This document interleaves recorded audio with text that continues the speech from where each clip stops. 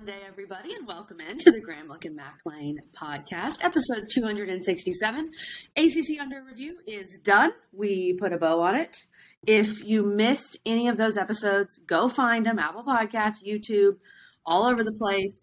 And, of course, thanks to Rock'em Socks for supporting that endeavor. They were awesome, and we gave away so many socks. And, Mac, I think we made some people happy. That makes me happy to give people free stuff that makes them happy. Absolutely, KG. We got a lot of swag. Thank you, everybody, for showing us your swag once you got it. Great big shout out, like you said, to Rock'em Socks. That was really cool because a lot of unique designs, a lot of fun stuff, and look forward to doing some stuff with Rock'em Socks in the future. But it's time to turn the page, KG. It's time to look forward into the future and how we're going to do that with the NFL Combine coming up, NFL Draft.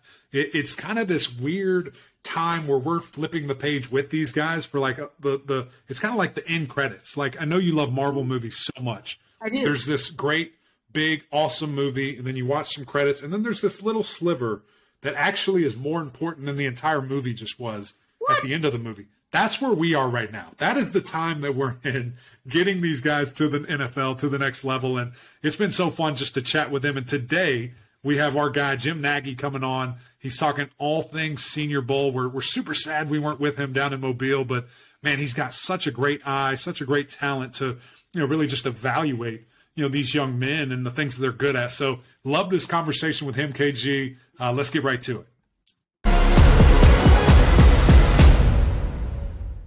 Jim, welcome back to the podcast. It's so good to have you back. We were so bummed to miss the Senior Bowl this year in Mobile. Miss all the good food, all the Reese's, all the fun time. So just, give us an overview. We know it was a success as always, but how was this year's Senior Bowl overall? It was a great week. We had a great group of players, really competitive group of guys, easy group of guys. They wanted to be there. They wanted to be engaged. It was a new coaching format this year for us. We had a collection of assistants from all the different non-playoff teams, so that was a little bit different. But man, that was cool too. Working with a bunch of younger coaches that wanted to like be a part of something and learn from each other. So that was like a whole different dynamic that we've never had, which I thought was great. And then the weather cooperated. Mother Nature did her thing. She was great to us. The best Senior Bowl. I've been coming to the Senior Bowl since '98 as a scout. And I can't remember a more beautiful weather day than we had a couple Saturdays ago. So it was a success. I've got to say, I'm a little bit jealous hearing that because I was stuck in a frozen tundra in Dallas instead of being in beautiful Mobile with great weather and great friends. And so it wasn't fun, Jim. Eric, on Wednesday night, I called 5 players to call them up for the game. We had a couple injuries. The first question I asked was, where are you right now? And it was Dallas, click, Fort Worth, click, Austin, click. I hit 5 straight Texas guys. So finally, the 6th guy, I'm like, where are you? He's like, I'm down in Boca. And I said, hallelujah, you're coming to the Super Bowl. You're in. So no, I understand what you were dealing with in Dallas, all that ice. It was not fun. It was not fun. I have to say that. And one thing is interesting, Jim, that I wanted to touch on before we jump into some individual players here that it was intriguing just the way that I saw that and the things you did with the coaching staffs. Representation, man, it's so important, and you guys are killing it with what you're doing with minorities. I've seen some women, different things of that nature that are involved. Why is that so important to you guys at the Senior Bowl? Hey, because if we're not using our platform, well, then who is? And we've got a pretty unique thing here. We're not the NFL, but we're just kind of a unique entity. So again, there's a lot of things the league has wanted to try out. Like last year with the coaching staffs, we did like a coach up thing where Dan Campbell and Robert Saleh took a step back for the Lions and the Jets, and they kind of were in advisory, like supervisory roles, and they let Deuce Staley and Ron Middleton coach. So that was new. And with our scout school program, in the summer, which was started by Phil Savage, my predecessor, a really cool program. I used to speak at it every year. But the one thing we've kind of changed up since I got here is we only open that up to former NFL players now. So we're just trying to do right and do what we can do and use the platform as best as we can. That's awesome. And again, it's just cool to see that there's that opportunity and knowing that, people that look like me or look like Kelly or look like anybody else can do that. And I think that's super important. So let's get this thing jumped off, man. And the guy that I just kept hearing about, and I was like, man, I saw this in the season, but I think there's another step he can take. And it sounds like he did it at the Senior Bowl, was Keion White, defensive end from Georgia Tech. He's twitchy. He's strong. He kind of reminds me of a Boogie Basham, the type that he can move inside, outside. What did you see from him? And then I guess what's the best fit for him schematically? Yeah, I actually see the Boogie thing too. I think Keion's a little notch higher as an athlete. But going back to the tape against your Clemson Tigers, man, there was a couple rushes on that tape where, because you face guys like this. You stymie the first move, you cut off the first move, and this guy just goes into that. He's got natural counter ability. He's got feel for it, and he's got the athleticism. So he can string moves, and so that's really cool to see. And then when you see him out in the open field running with people, the Georgia game sticks out, the Virginia game sticks out, where they're running wheels on him down the sideline, and he's running 40 yards downfield with Kenny McIntosh from Georgia, which is crazy. So again, I tie it all the way back to when we saw Keion the first time. He was at ODU. Yeah, we had a player named O'Shane Ziminis in the game, probably about 3 years ago now. I think O'Shane went in the third round of the Giants. He's still on the Giants, and this young guy kept popping off the tape. And as you know, when you're not looking for a guy and someone keeps popping off to the point where you got to Google his name and figure out what year he is. That's what I do with Keion. And he was that tape I was watching at that point, it was his first year playing defense. So he was a tight end the year before at ODU. His first year on defense, he had 19 tackles for loss, which tells you the guy's got instincts. If you have 19 tackles for loss, you're finding the football. So again, now fast forward 3 years later, here he is. He's 292 pounds. He runs like a deer. He's got natural pass rush. So I was actually driving home the week before the Senior Bowl. I'll share a quick story. Driving home from Pensacola, we did a community service day over there with some of our players that are training in Pensacola. And I get a call from Daniel Jeremiah, and he was like, Nags, this kid from Georgia Tech's really good. And I was like, yeah, he is really good. And he starts naming some players that he thinks he's better than that are being talked about as top 10 picks. I said, yeah, I agree with you. And I said, please don't put that out on the internet before they get to Mobile. And so in the middle of the week, he pushes out this new top 50 list or something with Keion as the number 8 overall player in the draft. I'm like, thanks for letting me at least get here first. So right. No, he did. Keion had a great week, and he helped himself. Where do you think he fits better? Would you make him a freaky 3 technique or a run support DN? Where would you think he plays for 10, 12 years at the next level? I think going to a staff that's really open-minded and creative with him and really using it, because his versatility is pretty unique. There's some guys that have a little bit of tweeners and they can play in different fronts or play different alignments in certain fronts, but I would let this guy go, man. I would float this guy. I'd stand him up in the A gap. He can get pressure from any alignment, so he can play in an even front or an odd front. But again, whatever front he's in, I just let him use what he's got. And I think the best coordinators will do that. So hopefully he ends up with a coordinator that at least open it, kind of like we're seeing. I'm not saying he's Micah Parsons at all. I'm not making that comparison. But the way that Dan Quinn just kind of lets Micah Parsons loose. I hope he ends up with a team that does that with him. There are definitely more spots out there these days for guys like that, for sure, and to be creative with them. Let's look at the other side of the lines of scrimmage here. And we've got Matthew Bergeron, who really held his own down at the Senior Bowl, playing both guard and tackle, showing that versatility. What position do you see him being most successful in the NFL, and where do you think he's going to end up, the O-lineman out of Syracuse? Yeah, there was I'll say this. He's got I'd never seen Matthew before. We had a couple other scouts scout him, but this week, during our week was the first time I'd actually laid eyeballs on him. And in that sometimes your view of a player changes once you really get to size him up. What I like about Matthew, he's 6'4" and change. He's got, almost 34-inch arms. So he's got a tweenerish body type. You could play him in either spot. I'm always of the mind, let's bring him in as a left tackle. and let's let him prove he can't do that, right? Like, and if he can't do that, well, then we can kick him inside to guard. But he was a good enough tackle at the college level. I do think he's a starting NFL tackle, but he's got the girth and he's got the width that he can also play guard. I mean, that was the cool part of seeing him down here. And he had a great week. I think he's going to go probably second round. I mean, first round might be a little bit of a stretch right now, but I think he solidified himself in the second round. I thought he was day 2 somewhere.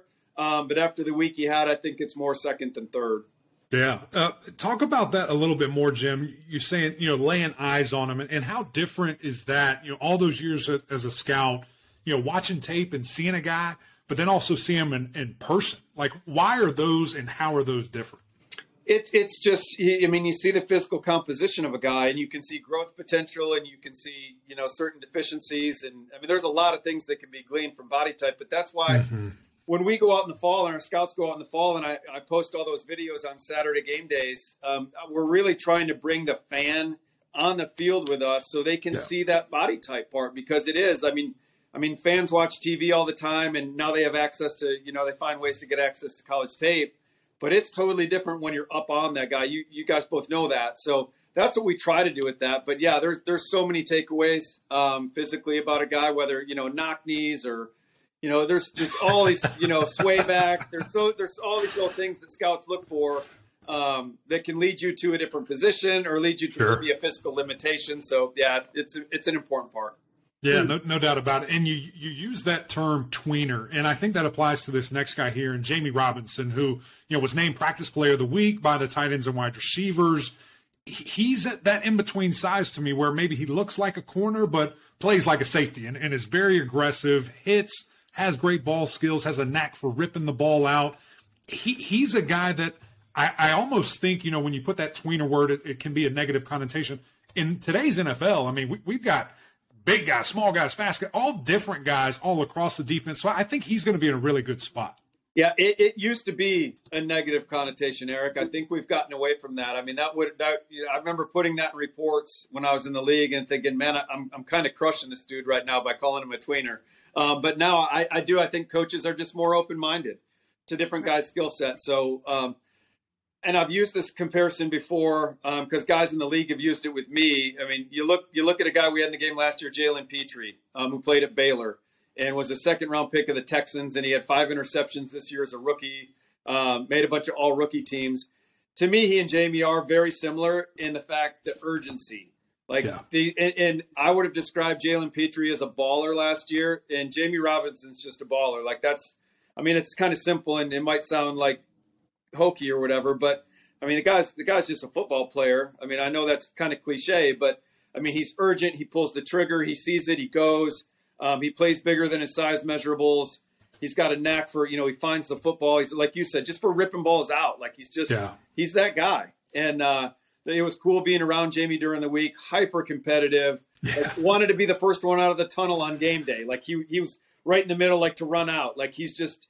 He couldn't get enough of it. So to me, I get a lot of buddies from around the league calling about, okay, what was behind the scenes that maybe we didn't see? And like Jammie's a guy I would definitely want to draft if I were a general manager. Like I would want that dude on my football team. He's nickel-ish. He's free safety-ish. He can do a lot of different things, but he's going to be starting for you somewhere, and he's going to be setting the tone just with his energy. Like I said, the urgency. His energy level is awesome.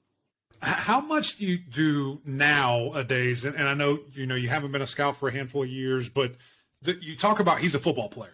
He came out in a bowl game that wasn't super relevant, wasn't a super high-class thing, but he said, yeah, I'm playing. Why would I miss an opportunity? How much of something like that is like a grade, is something that you guys look at as a scout to where if the game's on the line, do I know I can count on this guy? Is that something that you start to measure nowadays where we have so many people sitting out, opting out, looking for the next opportunity? Yeah, I think it's certainly something the teams will like. I mean, I remember when Christian McCaffrey was the first guy to opt out of a bowl game. Changed everything. And I was working in Seattle, and we were talking about him in the draft room, like, who does this guy think he is, right? Like, we were killing the guy. But we're far enough away from that. I think the NFL teams understand it. I think they understand when guys opt out of bowl games. I don't think that's a negative mark anymore. but I do think it's, checking a positive box when guys actually do opt to play. And it's similar to the Senior Bowl weekend. We had some guys that got through the practice week and somehow didn't end up here on game day. And I've gotten a lot of calls from teams like, what happened with these guys? They want to know. So the guys that see it through, like Jammie, there's no way Jammie Robinson would have been talked into not playing in the Senior Bowl. Like, even if his agent was in his ear and said, Jammie, you had a great week of practice, like, he would have told his agent to scram. Like, some guys get talked into that. Jammie Robinson wouldn't be that guy. Yeah, I think we can all see that with Jammie Robinson. And Mac, you say the Cheez-It Bowl didn't matter, but it mattered to Florida State. That's right. It mattered to Florida State. And I think that speaks to what he bought into there in the culture down in Tallahassee and the fact that he wanted to finish it out. Let's flip the script here. Let's talk about some pass catchers. And one guy that I find so interesting is Dontayvion Wicks from Virginia, because this year the Virginia offense just, I'm not sure there were words for it. It went from Brennan Armstrong passing for a bajillion yards to nothing. And, some of that were drops on the wide receivers. Wicks didn't have the year we all thought he would, but you saw him down there at the Senior Bowl. And I want to ask you about some tight ends too, but let's start with Wicks. What did you see from Dontayvion Wicks? Yeah, I think Dontayvion had as much to gain from Senior Bowl week as any player we brought, because of what you said. I mean, it didn't click this year offensively, and I think it will. I think they'll get it going, but this year there were a lot of drops, and a lot of those were Dontayvion drops, right? I think you saw his numbers go from, I think he almost had 1,200 yards 2 years ago down to 400 this year, so massive, drop off in production. And what he needed to show here was the hand consistency, just the catch consistency, which he did, which was huge for him. What I loved about him coming into the week and watching him in the fall, if you just watch him run routes, if you just grade this receiver crew as athletes, if we're just grading the athlete component, Dontayvion is right up there with the top couple guys in this class. And when I say that, when you watch the double move route run stuff, I mean, this guy can accelerate and decelerate for a bigger guy. So he's got a lot of upside as a route runner. And like I said, he caught it better down here. I think that was a focus for him. He did get voted practice player of the week by those DBs on that American squad. So yeah, he did everything he could do to help himself. It was a little bit of a down year for Virginia, but I think he started his draft process in the right momentum, and hopefully he goes to the combine and runs well and does what he needs to do there. And you do see the proof from 2 years ago of what he could do when that system was clicking more. I'll put it that way. Yeah. What about these two tight ends? Davis Allen from Clemson, Will Mallory from Miami. I think both guys are kind of tweeners in terms of getting drafted perhaps 6th and 7th rounds. And both guys had really solid collegiate careers. But what did you see from both of them? Yeah, I think both of them are going to go early day 3. I think both those guys project as really solid number 2 tight ends. And those guys usually go in the 4th. Like last year we had Jake Ferguson from Wisconsin went in the 4th. I mean, we had a handful of guys that went there. They're right in that area. I think it's going to be 4th or 5th for both of them right now.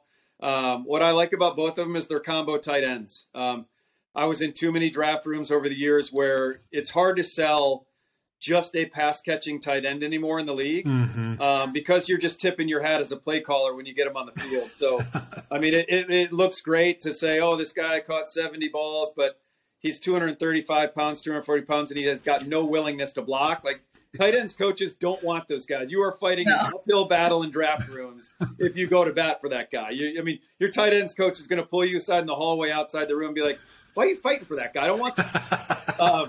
So both these guys they got size to play on the line of scrimmage. They're more than willing blockers. They've both gotten better every year as a blocker. They're both really high intangibles guys.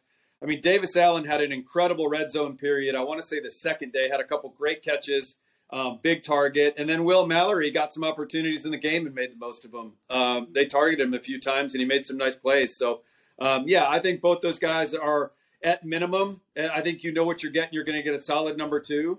If they become more than that, gravy.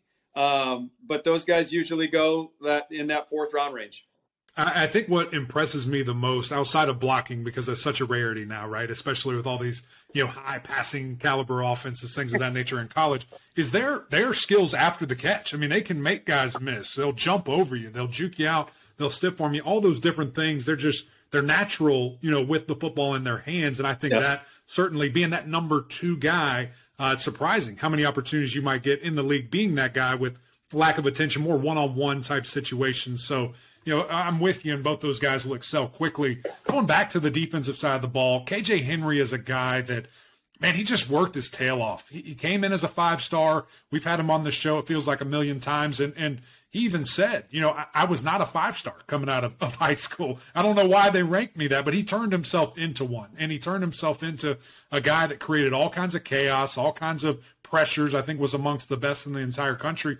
What did you see from him down in Mobile? And next level wise, I've seen some guys say outside linebacker, but to me, he just seems like a true defensive end. Yeah, I think he's more of a 4-3 defensive end. I don't know if I see an odd front fit for him. And with KJ, I'll say this, and I'd say this in all positivity, like nothing negative. I think there's some overachiever to him, and when I say that, it's the makeup of KJ. You guys have seen it, just the work ethic, the leadership. All that stuff comes through in his play, like the pressure stuff. A lot of that second, third effort pressures, right? And forget the sack numbers. I mean, you look at how guys disrupt an offense, and he's with his length and his effort and motor, like he certainly does that. So yeah, I think in being around him, I went up to Clemson in November to talk to those guys. Dabo was good enough to let me in and talk to those guys, and again, he makes an immediate presence. You can see why they talk about him. Like they do. Sometimes coaches talk about players and then you meet him and you're like, I don't know if I see that. But with KJ, you're like, yeah, this guy's a real dude. You could see KJ, 5-6 years from now, like really being one of the dudes in the locker room that holds it down and controls it.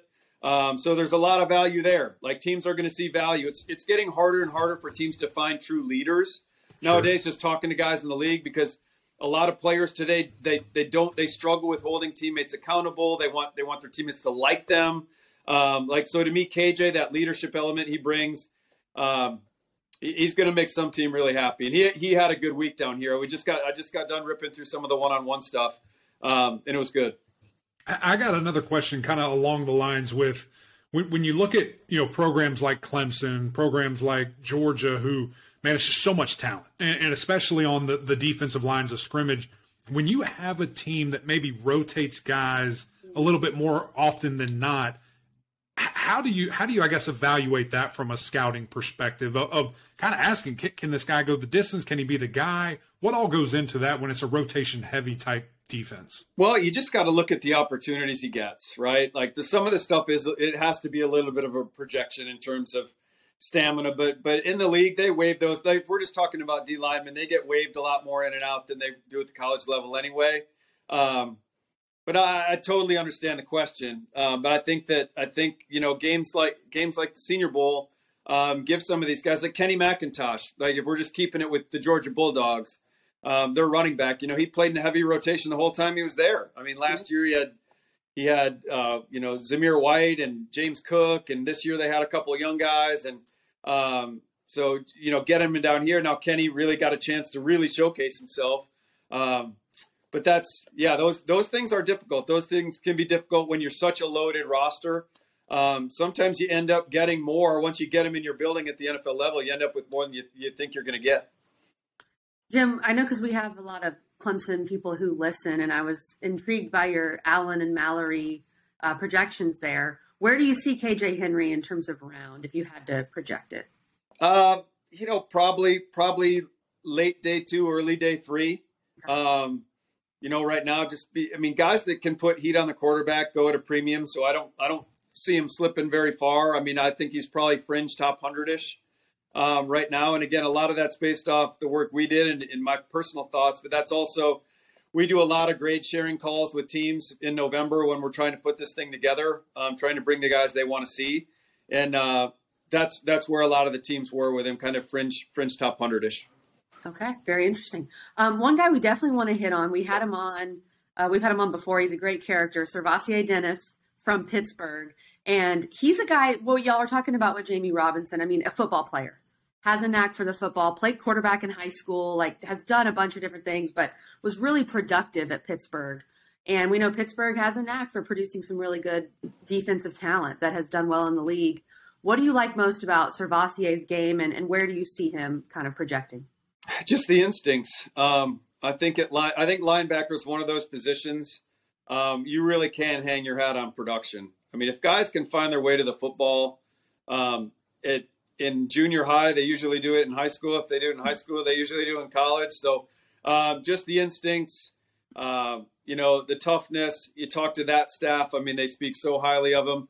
I was disappointed SirVocea couldn't get into the game because the game is big for the linebackers here because we don't really go to the ground during practice. It's really a big for both the running backs and the backers. And yeah, he did some good things in coverage for the week, and that's another big part of it is these guys being matched in man coverage against backs and tight ends. But the game itself, you can see a lot of the linebackers that helped themselves in the Senior Bowl, they helped themselves on game day. So that was a little disappointing, but no, he's such a smart football player, always around it, has a nose for it, and that stuff usually carries over. And it also carries over on special teams. It's hard to be a good special teams player if you're not instinctive. Like you always talk about finding height, weight, speed guys to play in the kicking game, but if they don't have instincts, they can be running down there, as fast as they want and be as big as strong as they want. But if they can't find it or leverage the football, then they're not making plays. So he'll for sure be a good special teams player at the next level as well. Yeah, excited to see him. Again, that aggression, as you said, you see it. And it's something that translates to every level of football with production and getting after guys. Let's close it out with this, Jim. Kind of two questions for you here. When you look at, okay, we have this snapshot of your college career. Now we have a snapshot of collegiate all-stars, Senior Bowl specifically. Then you're going into combine season and running and all these different things. How can a guy take steps from where he is right now? You said even a guy like KJ, who's a fringe 100 guy, how can he bust in, to that second round or early third round? What can guys like that are really fringy do, right now to maybe take that next step? I would say maybe just exceed expectations on the testing and do a good job in these meetings, right? Like here in Mobile, all these guys met with all 32 teams, really laying the groundwork. It's a pretty relaxed setting compared to like Combine. Is a little more intense, some of the interview stuff. So do a good job with that. And then if they, sometimes you go into Clemson, their strength staff, Larry Greenlee, all those guys do a great job and they feed the scouts all the stuff that they have. So maybe you surpass maybe what they think. If you're, I'd say Darius Rush. I know he's not an ACC guy, but he's a South Carolina guy. We had a corner down here, Darius Rush, who had an awesome week. And we have the Zebra Technology data. They're the official data partner of the National Football League. Yeah. So all this stuff, like the question on Darius the teams had were, can he run? And again, sometimes that's a little laziness on scouts' part. You see a big corner, you're like, I don't know if he can run. Well, Darius came down here and was the fastest guy at the Senior Bowl this year, which puts him in company with like Tyrique Woolen and Terry McLaurin. So now that box is checked. Now, he's gonna go to Indy and run way faster than people thought, and then he can keep that positive momentum going. But I would just say interview and maybe test a little better than people expect. Yeah, which makes total sense there. And then last one for you, we'll get you out of here. Who's a guy that, and maybe it's a guy that we didn't mention, there's about 6 or 7 guys we didn't bring up here. Who's that diamond in the rough? That, man, they're just right there. And if they can get in the right system or if they can get a little time, man, they can be a really good pro for quite some time. Well, two ACC guys we didn't talk about that did have good weeks. And again, just reviewing some of the one-on-one stuff. Tyrique Stevenson from Miami is actually over my shoulder right now. And then Anthony Johnson from Virginia. Anthony got player of the game. During the game, he had a pick 6. Really cool that he had a jersey of one of the teammates that he lost this year with his teammate's name on his back. That was really special. But Anthony's 6'1", 210 pounds. Tyrique's 6 foot, 207 pounds. So they both have almost 33-inch arms. So physical prototype of the position. They both have man cover skills. Again, I think they're in that fringy top 100 area too. Everyone's looking for big corners. So I would say both those guys. I would look for. I'll be interested to see how those guys run at the combine. Again, that's always the default question: can the big guys run? So we'll see. But they both certainly had good weeks down here. There you go. Easy enough, man. That question his whole life, Jim. Can he run? The answer is no. That's why I'm sitting here, not over there. But Jim, we appreciate you, man. This was so much fun as always, and look forward to getting back down to Mobile next year. Yeah, I can't wait to get you back down. Thanks for having me on. Maybe we can wrap up the draft or something in a few months.